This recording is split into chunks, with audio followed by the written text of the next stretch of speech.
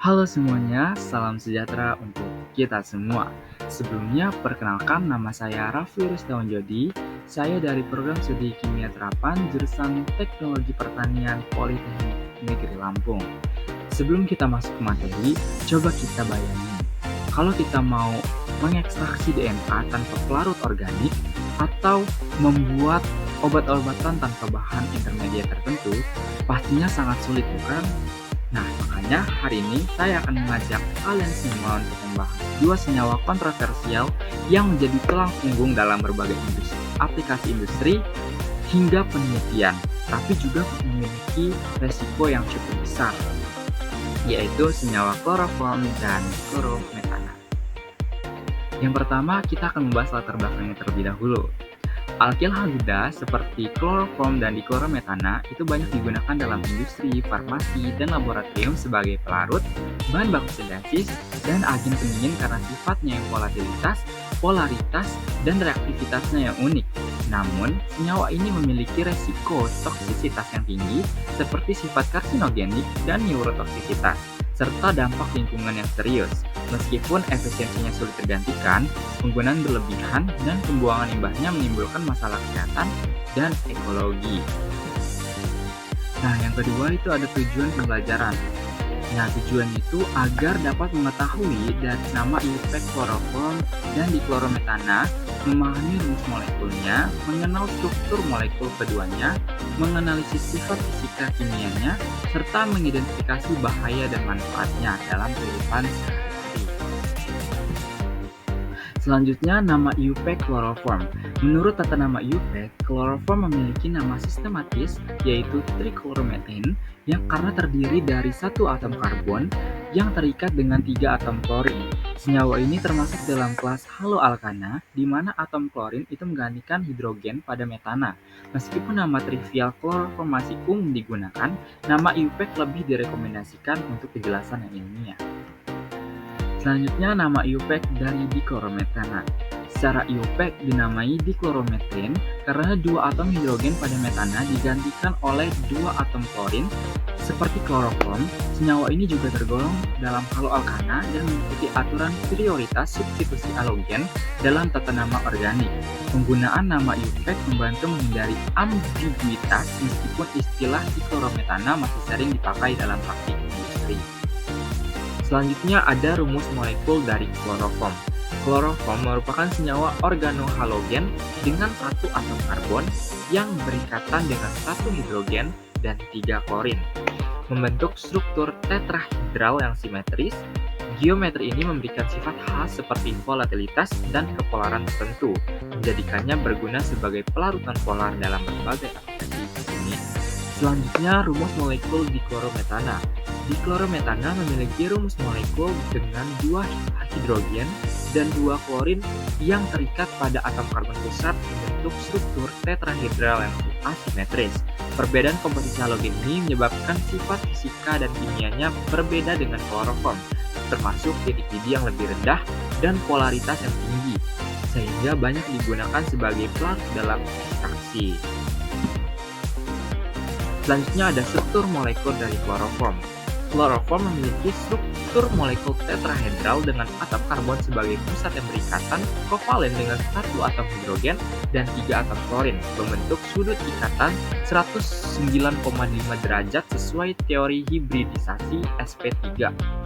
Ketiga atom klorin yang elektronegatif menciptakan momen dipol kuat sebesar 1,15 D, menjadikan kloroform menjadi molekul yang polar. Struktur ini mengikuti model SEPR, di mana pasangan elektron ikatan tersusun simetris untuk meminimalkan tolakan elektron, seperti pada gambar di samping. Selanjutnya ada struktur molekul diklorometana. Gambarnya bisa dilihat seperti yang di samping ini. Diklorometana memiliki geometri tetrahedral dengan atom karbon pusat yang berikatan dengan 2 atom hidrogen dan 2 atom klorin, menghasilkan struktur asimetris yang berbeda dengan kloroform. Molekul ini bersifat polar dengan momen dipol 1,60 D akibat perbedaan elektronegativitas antara klorin dan hidrogen. Strukturnya dapat dijelaskan melalui teori orbital molekul di mana hibridisasi sp3 karbon berikatan dengan orbital 3p klorin dan 1s hidrogen, menciptakan distribusi elektron yang memengaruhi sifat fisika kimia uniknya sebagai pelarut organik. Nah, selanjutnya kita masuk ke sifat fisik dan kimianya. Yang pertama akan saya bahas yaitu kloroform. Yang pertama sifat fisiknya. Sifat fisiknya itu berbentuk cairan, tidak berwarna dengan bau yang khas, lalu titik didihnya berada di 61,2 derajat Celcius dengan massa jenis 1,49 gram per cm kubik, yaitu lebih berat daripada air yang massa jenisnya 1. Kelarutannya dalam air itu 0,8 gram per 100 ml, lalu dia mudah larut di pelarut organik seperti etanol ataupun ether. Lalu tekanan uap memiliki tekanan uap sebesar 160 mm Hg, yaitu sifatnya sangat volatil, dan memiliki titik leleh di minus 63,5 derajat Celcius. Lalu sifat kimianya, yang pertama itu ada stabilitas termal, yaitu dia stabil secara termal dan terurai oleh cahaya membentuk fosgen yang beracun. Yang kedua ada reaktivitasnya, bereaksi dengan basa kuat melalui substitusi nukleofilik menghasilkan dikarben untuk sintesis organik. Lalu ada perilaku terhadap panas, yaitu dia tidak mudah terbakar, dekomposisi oleh api menghasilkan gas HCl yang beracun. Lalu ada sifat uniknya, yaitu membentuk kompleks klatrat dengan senyawa, contohnya air hidroquinone. Lalu yang kedua ada sifat fisik dan kimia dari dichlorometana.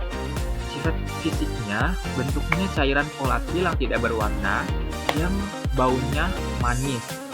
Terus memiliki titik didih yang lebih rendah daripada kloroform, yaitu 39,6 derajat Celcius dengan massa jenis 1,33 gram per cm kubik, yang memiliki kelarutannya dalam air itu 13 gram per liter di suhu 20 derajat Celcius, dan juga memiliki kelarutan yang sangat larut di pelarut organik, dan memiliki tekanan uap 349 mm Hg, yang mana lebih volatil daripada kloroform, dan memiliki leleh minus 95,1 derajat Celcius. Selanjutnya ada sifat kimianya. Yang pertama, dia lebih stabil terhadap oksidasi dibandingkan kloroform, dapat terurai oleh api menghasilkan fosgen dan HCl. Lalu ada dari sifat pelarutnya. Dia pelarut aprotik polar dan memiliki konstanta dielektrik 8,93. Lalu juga dia tidak membentuk ikatan hidrogen, dapat berperan sebagai akseptor ikatan hidrogen, dan memiliki reaktivitas membentuk kompleks asam Lewis dengan AlCl3 dan digunakan dalam berbagai reaksi sintesis organik. Nah, selanjutnya kita masuk ke bahaya dari senyawa kloroform dan dichlorometana. Yang pertama itu bahaya dari kloroform dulu, yaitu bersifat karsinogenik, menyebabkan kerusakan hati dan gangguan sistem saraf pusat. Lalu ada berbahaya jika terhirup atau tertelan, dan mencemari air tanah dan bersifat resisten di lingkungan. Selanjutnya ada bahaya dari dichlorometana.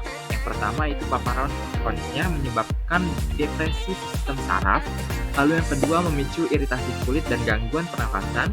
Yang ketiga berpotensi mencemari lingkungan terutama air tanah. Dan yang keempat itu sifat persisten meningkatkan resiko akumulasi di ekosistem. Selanjutnya kita tadi kan bahas bahaya-bahayanya kan. Nah sekarang dibalik banyaknya bahaya dari kedua senyawa ini, ternyata dibaliknya ada manfaatnya juga loh ternyata. Yang pertama itu manfaat kloroform di bidang farmasi, itu dia sebagai bahan intermediate sintesis obat. Terus juga dulu digunakan sebagai anestesi yang umum, tapi sekarang udah diberhentikan. Lalu juga ada dalam industri kimia sebagai pelarut utama. Lalu ada dari sebagai bahan baku pembuatan plastik atau PVC. Lalu dalam penelitian itu digunakan sebagai ekstraksi DNA atau RNA. Dalam bidang pertanian itu dimanfaatkan sebagai bahan pembuatan pestisida. Lalu dalam bidang forensik digunakan sebagai identifikasi senyawa organik melalui uji kimia. Selanjutnya, manfaat diklorometana. Dalam industri manufaktur, diklorometana itu berguna sebagai parut utama untuk cat, pernis, dan perekat. Lalu, pembuatan busa, poliuretan, dan plastik. Dan dalam industri makanan, itu digunakan sebagai proses dekafeinasi kopi dan teh secara komersial. Lalu ada dalam bidang farmasi itu sebagai produksi antibiotik dan vitamin. Dalam penelitian ilmiah digunakan sebagai pelarut untuk kromatografi lapis tipis dan spektroskopi NMR. Dan dalam teknologi energi terbarukan itu digunakan sebagai pembuatan sel surya organik dan komponen baterai lithium, dan ada aplikasi lain sebagai produksi film fotografi.